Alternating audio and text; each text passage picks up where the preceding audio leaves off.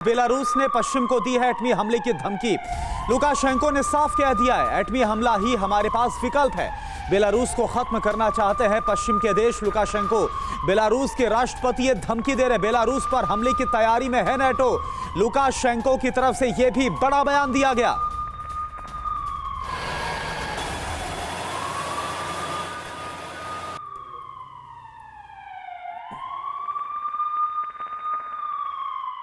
और लुकाशेंको की पश्चिम को सीधी धमकी, हमला किया तो एटमी हथियारों से देंगे जवाब। स्ट्रैटेजिक न्यूक्लियर मिसाइल का भी करेंगे इस्तेमाल, लुकाशेंको ने यह बयान।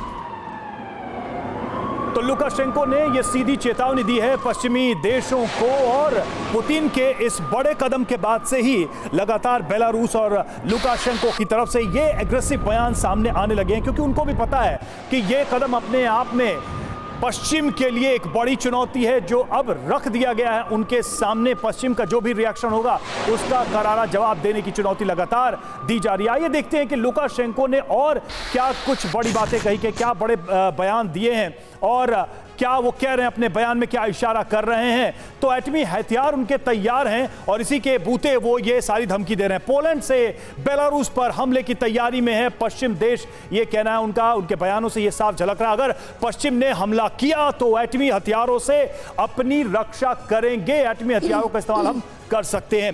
रूस के एटमी हथियार इस वक्त हमारे लिए सबसे जरूरी हैं, यह कहना है लुकाशेंको का। हम पुतिन और पावरफुल एटमी हथियारों की सप्लाई की बात कर रहे हैं ताकि और ज्यादा हमारी ताकत बढ़े। जरूरत पड़ी तो टैक्टिकल ही नहीं, स्ट्रैटेजिक एटमी वेपन भी आजमाए जाएंगे। हर ऑप्शन खुले रखने की वो बात कर रहे हैं।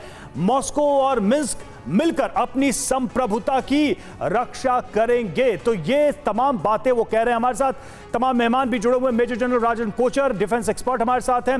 Captain Shyam Kumar, defence expert हमारे साथ हैं। और जेके त्रिपाठी, पूर्व राजदूत हमारे साथ इस वक्त जुड़े हुए हैं। राजन सर, ये सवाल मैं आप ही के सामने रख रहा हूं। ये जो बड़ी हुई बातें हैं, ये जो बड़े बड़े बयान है लुकाशेंको का, क्या ये एटमी वेपन कि वहां तैनात होने का ही असर है, या फिर पहले से ही कोई ऐसी इच्छा थी कि एटम बम हमारे यहां तैनात हो और फिर हम पश्चिम को आंख दिखाना शुरू कर दें? देखिए, ये पहले से नहीं, ये कोई ऐसी स्ट्रैटेजी पहले से नहीं बनी हुई।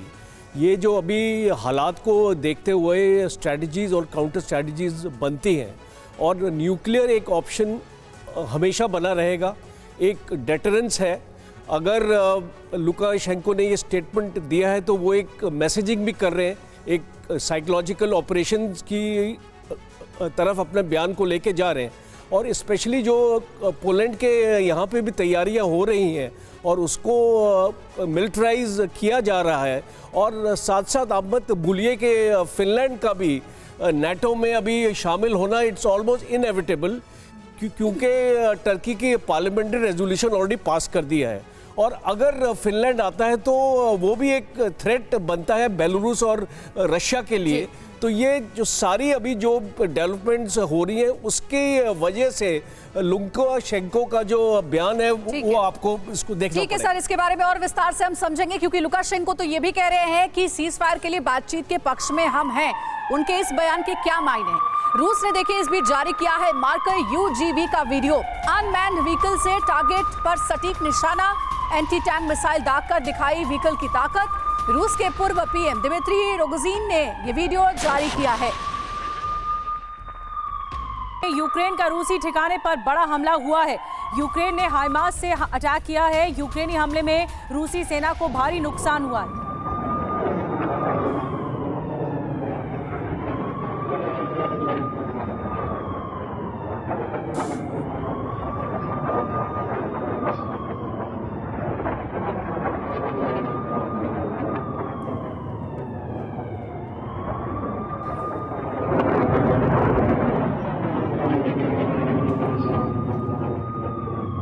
और त्रिपाठी सर हमारे साथ मौजूद हैं। ये जो जिस तरह की पॉलिटिक्स इस वक्त चल रही है और लुकाशेंको इस वक्त एक बड़े स्तर पर काम कर रहे हैं, उन्होंने धमकी तक दे दी है, जैसे कि कोचर सर बता रहे थे, ये आपको लगता है इसे सीरियसली लिया जाना चाहिए और एक युद्ध का नया स्तर है, नेक्स्ट लेवल आ सकता है? देखिए निधि, बिल्कुल इसको सीरियसली लिया जाना चाहिए, क्योंकि अब स्थिति ये आ गई है कि अब बेलारूस भी इन्वॉल्व हो सकता है डायरेक्टली। और उसके पीछे कारण यह है कि बेलारूस और रूस के बीच में एक ट्रीटी ऑफ यूनियन है जो कि 1999 में पिछले शताब्दी के आखिर में जिसमें हस्ताक्षरित की गई थी। उसके हिसाब से दोनों देशों में से किसी एक पर होने वाले आक्रमण में दूसरा देश उसकी पूरी मदद करेगा मिलिटरीली भी। और लुकाशेंको 20 साल से उसके अध्यक्ष बने हुए हैं उससे। तो ये एक चीज़ ये है कि लुकाशेंको का यहाँ पर रोल बढ़ रहा है। तो अब आपने देखा लुकाशेंको ने पुतिन को भी, ये समाचार है, पुतिन को भी ये कहा कि वो टारगेट सेट कर दिया, बातचीत करें। और दूसरी चीज़, जैसे कि कोचर साहब कह रहे थे कि फिनलैंड की इसमें अगर एंट्री होती है तो रूस जो चीज बिल्कुल त्रिपाठी सर, और ये साफ नजर आ रहा है लुकाशेंको जो ये बयान दे रहे हैं, अब कहीं ना कहीं लुकाशेंको बयानों के जरिए लेकिन अब सीधे तौर पर इस पूरे मामले में कूदता हुआ नजर आ रहा है। देखिए, रशियन एटमी हथियारों को रखने की बेलारूस में तैयारी शुरू हो गई है। जिस खबर को सबसे पहले आपके सामने टीवी भारतवर्ष ने ब्रेक किया था कि कैसे पुतिन की अब पूरी तैयारी है कि वो बेलारूस में एटमी हथियारों को तैनात करें। लुकाशेंको ने रेस्टोरेशन साइट तैयार करने का आदेश दे दिया है। रूस की टोपोल बैलिस्टिक मिसाइलें बेलारूस में तैनात होंगी। तो ये बड़ी खबर है, यानी कि ये महज कोई अफवाह नहीं, ये महज चर्चाएं नहीं, बल्कि अब इसको लेकर तैयारियां शुरू हो गई। आप देखिए किस तरह से जिस न्यूक्लियर विध्वंस की बात की जा रही है उसको लेकर तैयारियां भी अब शुरू हो गई हैं। आइए अब देखते हैं कि रशियन न्यूक्लियर हथियारों की बेलारूस में तैनाती को लेकर बेलारूस के राष्ट्रपति लुकाशेंको ने और क्या कुछ कहा है। बिग वॉल के जरिए आपके सामने ग्राफिक्स। रशियन टोपोल बैलिस्टिक मिसाइलों की तैनाती की जगह हम तय कर रहे हैं। अलेक्जेंडर लुकाशेंको बेलारूस के राष्ट्रपति बोल रहे हैं, हमने अधिकारियों से जल्द एटमी मिसाइलों की तैनाती के लिए साफ तौर पर बोल दिया है, यानी कि न्यूक्लियर तैयारियां पुख्ता की जा रही हैं। 90 के दशक में जहां से एटमी मिसाइलें हटाई गई थी वहां पर भी इस वक्त तैयारी चल रही है। तो आप समझिए कि हालात कितने ज्यादा भयावह हो रहे हैं। तब इन मिसाइलों को बेलारूस से हटाकर रूस में शिफ्ट कर दिया गया था, लेकिन अब यहां पर फिर से रेस्टोरेशन हो रहा है। अब उन्हीं जगहों पर रूस से आने वाली एटमी मिसाइलों की तैनाती की तैयारी है, जिस तैयारी में बेलारूस लगा हुआ है। Naval captain Shyam Kumar sir, मेरा सवाल आपसे यह है कि अभी तक हम डेटरेंस की बात कर रहे थे, लेकिन लुकाशेंको का यह बयान कि अब एटमी हमला ही विकल्प है और इन सब के बीच ये तैयारी, कैसे आप देख रहे हैं इन सभी को? मैं ये मानता हूं कि ये भी एक डेटरेंसी है, ये भी एक पॉस्चरिंग है और एक ये बेलारूस और रशिया की एक ये गेस्चरिंग कह सकते हैं कि मसल फ्लेक्सिंग कह सकते हैं। देखिए, जब फरवरी 22 में जब लड़ाई शुरू हुई थी तो पूरा का पूरा अटैक जो था नॉर्दर्न रीजन से हुआ था और उसमें बेलारूस पूरी तरह से शामिल था। और हमें ये भूलना नहीं चाहिए कि चौथे दिन ही उसने वो कहा था कि मैं नॉन। लेकिन श्याम कुमार सर, डेटरेंस की बात कही जा रही है, लेकिन जब पहली बार और आखिरी बार जब परमाणु हमला हुआ था हिरोशिमा नागासाकी में, उस दौरान भी ये किसी ने सोचा नहीं होगा। और अब तो तैयारियां हम देख रहे हैं, चाहे वो अमेरिका कर रहा हो यूरोपियन देशों में तैनाती को लेकर या फिर रूस अपनी तरफ से कर रहा हो। हमें ये जानकारी है कि कलिनिंग्राड में उनका वार्म वाटर पोर्ट है जहां उनकी एयरफोर्स और नेवल की फ्लीट है और पूरी तरह से रशिया की न्यूक्लियर कैपेबिलिटी जस्ट 70 किलोमीटर पे पड़ी हुई है। तो ये न्यूक्लियर की जो हमारी दूसरी जो ये डिप्लॉयमेंट की जा रही है, ये तो पोस्चरिंग ही मानी जाएगी ना। वैसे भी चाहे तो बाल्टिक सी से वो पूरी तरह से अपने सबमरीन्स और अपने फ्लीट से अटैक कर सकता है। लेकिन श्याम सर, क्या ये पोस्चरिंग एटमी हमले में तब्दील होगी, ये बड़ा सवाल है, क्योंकि अब तक बातें तो बहुत हो चुकी हैं। पुतिन और जिनपिंग के बीच बातचीत जो है वो फेल रही। यूक्रेन के राष्ट्रपति जेलेंस्की ने बहुत बड़ा दावा किया है इस बारे में कि पुतिन और जिनपिंग के बीच जो बातचीत हुई युद्ध को लेकर के, उस बातचीत का कोई नतीजा नहीं निकला, यानी कि स्ट्रेटेजी तैयार नहीं हो पाई। वहीं बेलारूस में एटमी हथियारों की तैनाती पर भी जेलेंस्की ने बयान दिया कि वार्ता सफल होती तो बेलारूस में नहीं होती एटमी तैनाती। तो देखिए, यूक्रेन के राष्ट्रपति जेलेंस्की लगातार अपने बयानों के जरिए ये बताने की कोशिश कर रहे हैं कि रूस का पलड़ा कमजोर है और रूस के साथ जो देश खड़े हैं वो भी कुछ खास मदद नहीं कर पा रहे। इसी कड़ी में ये बड़ा बयान दिया गया है। और अब आइए देखते हैं कि जेलेंस्की ने शी जिनपिंग और पुतिन की मीटिंग पर और क्या कुछ कहा है और उससे जो सवाल उठ रहे हैं हम उस पर भी जरा गौर करते हैं। ये देखिए, आपके सामने वो सिलसिलेवार तरीके से सारे सवाल रखेंगे जिसको लेकर के जेलेंस्की दावा कर रहे हैं कि आखिर पुतिन और जिनपिंग की मीटिंग क्यों फेल रही। जेलेंस्की क्या कह रहे हैं? बेलारूस में रूसी एटमी तैनाती का मतलब है कि पुतिन शी की जो मीटिंग हुई वो विफल रही, उसका कोई सार्थक नतीजा नहीं निकल पाया। शी के मॉस्को दौरे को शांति के लिए बेहद अहम बताया गया था, लेकिन अब तक शांति की कोई ठोस पहल सामने नहीं आई है। साथ ही जिनपिंग ने यूक्रेन से बातचीत की, अब तक खास पहल नहीं की है। कहा यह भी जा रहा है कि इन बयानों के बाद 3 बहुत बड़े सवाल भी खड़े होते हैं कि क्या पुतिन, जिनपिंग ने यूक्रेन से बातचीत की, अब तक खास पहल आखिर क्यों नहीं की? क्या पुतिन के लिए अब जरा भी पीछे हटना संभव नहीं है? ये बड़ा सवाल है। दूसरा बड़ा सवाल ये कि क्या अपने रुख पर अड़े रहकर पुतिन दोस्तों को दुश्मन बना लेंगे क्या? और तीसरा बड़ा सवाल ये, क्या पुतिन वॉर को लेकर खुद गलत अनुमान के शिकार हो चुके हैं? इन सवालों के बारे में बहुत लंबे समय से हम चर्चा करते आ रहे हैं, क्योंकि हमने देखा है कि जिस तरीके से रूस की स्ट्रेटेजी रही है, 1 साल से लंबा वक्त हो गया है, लेकिन अभी तक युद्ध जो है निर्णायक मोड़ पर नहीं पहुंच पाया है। कोचर सर, क्या कारण आप समझते हैं? ज़ेलेंस्की के इन दावों में आपको कितनी हकीकत नजर आती है? क्योंकि जो 3 बड़े सवाल है, जिसमें मूलतः एक सवाल है जो कि कोर सवाल है, वो ये कि क्या पुतिन की स्ट्रेटेजी यूक्रेन को लेकर के, वॉर को लेकर के फेल साबित हो रही है? देखिए, कुछ हद तक मैं इस चीज़ में सहमत हूँ कि पुतिन की जो स्ट्रेटजी है वो कारगर नहीं हो पाई है, बिकॉज़ वो इतनी लंबी लड़ाई वो अपने प्लान नहीं कर रहे थे, और ये लड़ाई और भी लंबी जाती दिख रही है। अभी जैसे आपके चैनल ने बताया कि 1 साल हम मान के चलें कि लड़ाई और चलेगी। दूसरा, चाइना और जो रशिया के लीडर्स के बीच में टॉक्स जो हुई हैं, अभी शी जिनपिंग के पास कोई अलादीन का चिराग तो है नहीं कि एक दिन में नहीं, लेकिन राजन कोचर सर, बहुत क्विक इस पर मैं आपसे चाहूंगा जानना कि सिर्फ इस पैमाने पर यह नहीं बोला जा सकता ना कि बातचीत विफल रही, कि कोई ठोस प्रस्ताव वार्ता को लेकर नहीं आया। क्रेमलिन में बैठकर क्या बात हुई है, क्या नहीं हुआ है, वो ज़ेलेंस्की को थोड़ा ना बताएंगे पुतिन और शी जिनपिंग जाकर। बिल्कुल, आपने इसको सही बताया, क्योंकि ये जो भी टॉक्स होती है, इसका एक ग्राउंड वर्क होता है और उसके बाद एक रोड मैप होता है, और उस रोड मैप में आपको इंस्टेंट रिजल्ट्स नहीं मिल सकते। हम सुनने में इसको ये भी आया है कि शी जिनपिंग यूक्रेन का दौरा भी कर सकते हैं। भरोसा नहीं जता पा रहे हैं, और जिनपिंग और पुतिन में मुलाकात तो हुई, मध्यस्थता की बात भी हुई होगी, लेकिन वो भरोसा उस लेवल तक नहीं पहुंच पाया। खेरसोन में यूक्रेन का बड़ा काउंटर अटैक हुआ है, दुश्मनों को भारी नुकसान पहुंचने का दावा है। यूक्रेन ने किया है आगे और ऐसे हमले का बड़ा दावा। ये देखिए तस्वीर आपके सामने।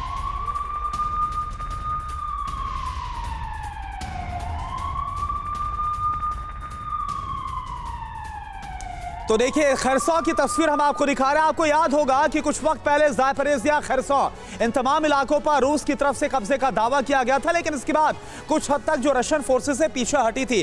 त्रिपाठी सर, मेरा सवाल आपसे यह है, ये जो काउंटर अटैक हो रहा है, क्या वाकई में आपको लग रहा है कि ये और इंटेंसिफाई हो सकता है और इसमें वो कामयाबी यूक्रेन को मिल सकती है कि वो भूभाग, वो इलाका 20-30% जो कि रूस ने कब्जा कर लिया है, वहां पर भी जीत हासिल कर सकता है यूक्रेन? देखिए, मैं 50% इससे सहमत हूँ। आपकी पहली बात से सहमत हूँ कि हाँ, ये इंटेंसिटी बढ़ रही है। ठीक है। और यूक्रेन, आपने देखा यूक्रेन को जब ये न्यूज़ आती है कि यूक्रेन को नाटो से और हथियार मिल रहे हैं, तो यूक्रेन का काउंटर अटैक तेज हो जाता है। अदरवाइज यूक्रेन न्यूज़ ये आती है कि रशिया वहाँ पर हमला कर रहा है। दूसरी चीज़ जो ये है कि ये चीज़ बढ़ने से आपने टेंशन एस्केलेट हो रहा है। हाँ, टेंशन तो एस्केलेट हो रहा है, और ये चीज़ कि क्या ये इतने लंबे समय तक, मेरा ये था कि अपनी पोजीशन को रिगेन कर सकता है क्या यूक्रेन कब्जे वाले इलाके? बिल्कुल नहीं, मेरे ख्याल से ये अब यूक्रेन के लिए असंभव है। एक बार हाथ से चला गया, हाँ, तो चला कि बचे हुए इलाके को पूरी तरह, कुछ पॉकेट्स को कर लें, लेकिन बचे हुए इलाके को पूरी तरह अपने कब्जे में। एक ब्रेकिंग न्यूज़ है, उसके बाद फिर हम चर्चा को आगे बढ़ाते हैं। ब्रेकिंग न्यूज़ ये है कि रूस ने भारत से मजबूत रिश्ते की बात कही है।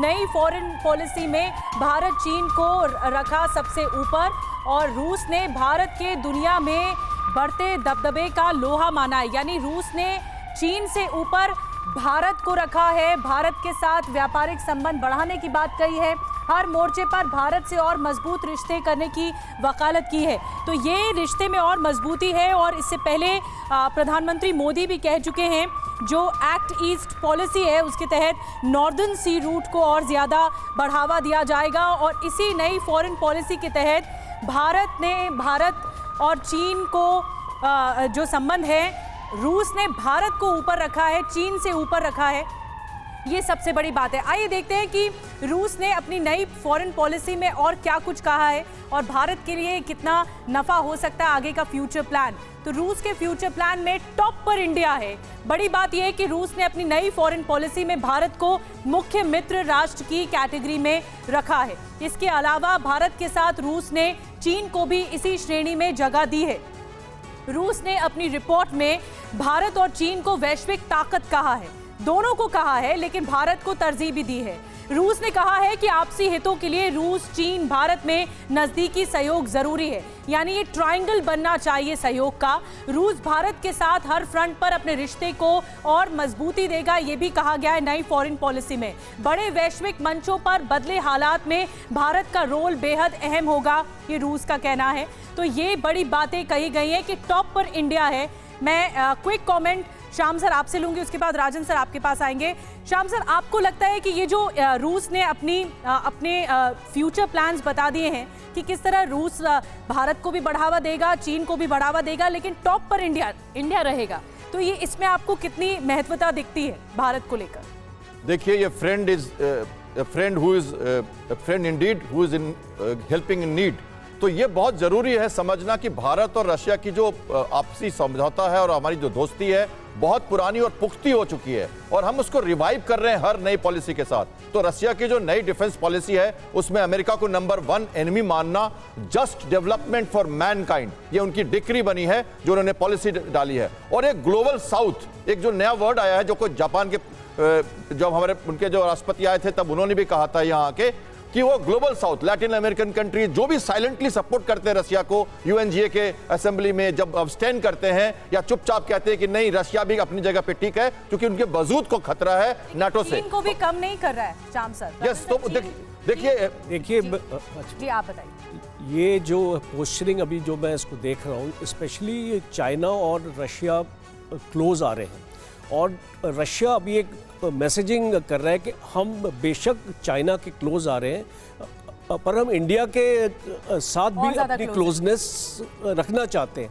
और स्पेशली जो यूनाइटेड स्टेट्स अभी इंडिया के साथ जिस तरीके के रिलेशंस अभी हमारे बन रहे हैं और जो हमारी ट्रेड एग्रीमेंट्स हो रही हैं और हमारी स्ट्रेटेजी एग्रीमेंट्स हो रही हैं, वो रशिया उसको काउंटर करना चाहता है because Russia American influence India के ऊपर कम करना चाहता है और इसीलिए अभी जो है रशिया की जो पोस्चरिंग इंडिया की तरफ हो रही है, इसलिए इंडिया इंपॉर्टेंट बन रहा है। दूसरा बड़ा कारण ये भी है सर कि अगर सामने हो भारत और दूसरी तरफ चीन, तो भरोसा करने लायक देश कौन है, सबसे अच्छा और मजबूत दोस्त कौन है, ये अंदाजा लगा पाना मुश्किल काम नहीं है। रूस को ये पता है कि ड्रैगन कभी भी पीठ में छुरा घोंप सकता है, लेकिन भारत ऐसा कभी नहीं करेगा।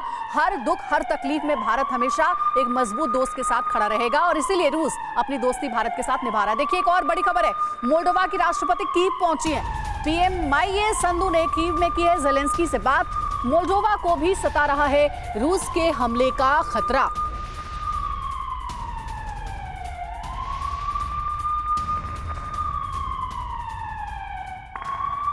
और देखिए, इन सब के बीच एक और बड़ी खबर, बदले हालात में पश्चिम के एजेंडे में टॉप पर है भारत। भारत से गहरे रिश्ते की कोशिश में है नाटो और अमेरिका।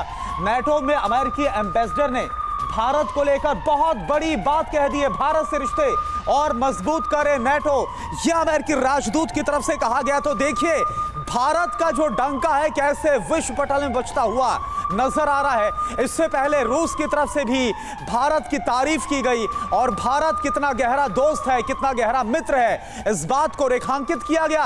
और अब नाटो भी ये चाहता है और खुद अमेरिकी राजदूत की तरफ से कहा गया कि नाटो को भारत के साथ और भी अपने रिश्ते प्रगाढ़ करने की कोशिश करनी चाहिए। तो आइए अब देखते हैं कि नाटो में अमेरिकी राजदूत ने भारत को लेकर और क्या बड़ी बात कही है।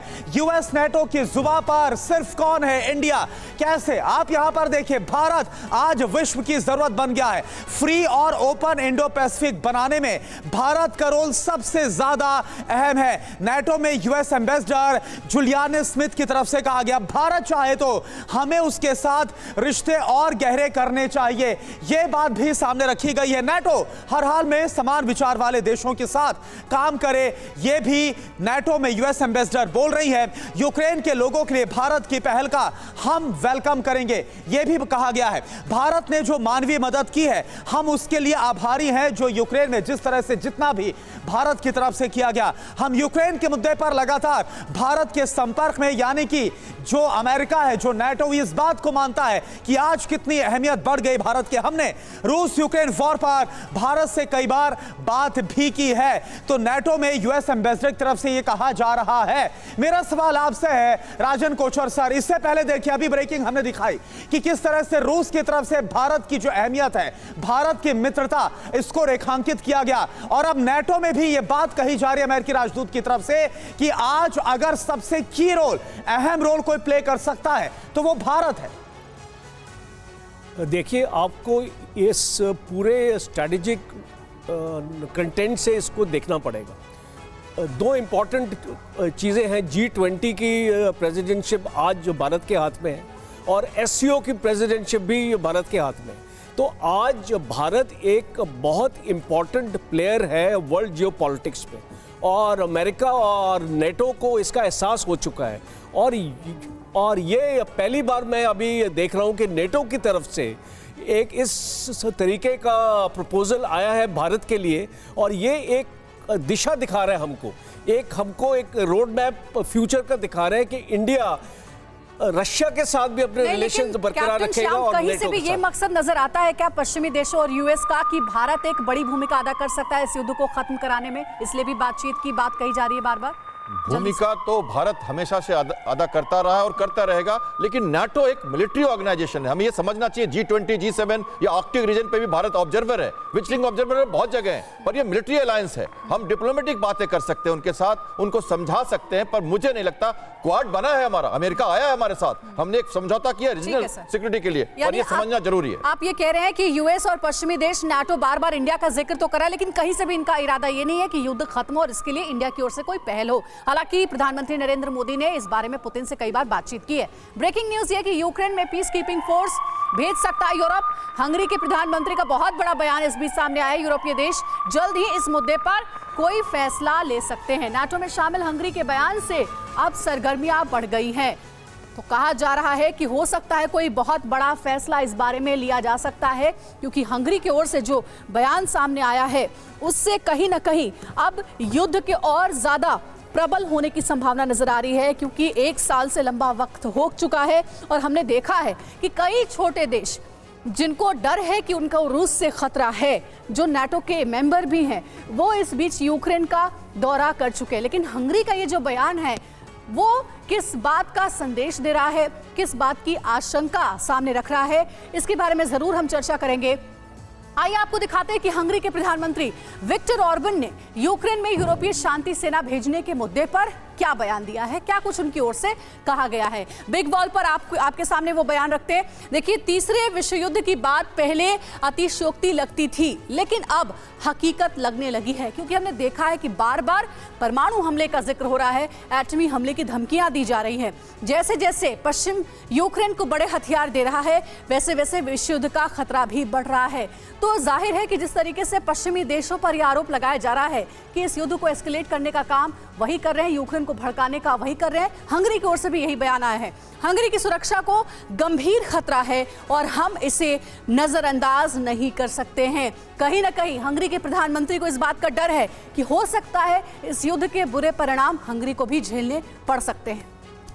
और आइए अब समझते हैं कि हंगरी कैसे नेटो और पुतिन के बीच उलझ कर रह गया है, क्या कुछ मांगे हैं और कैसे ये उलझा हुआ है। पुतिन और विक्टर ऑर्बन का एक दूसरे के काफी करीब का रिश्ता रहा है।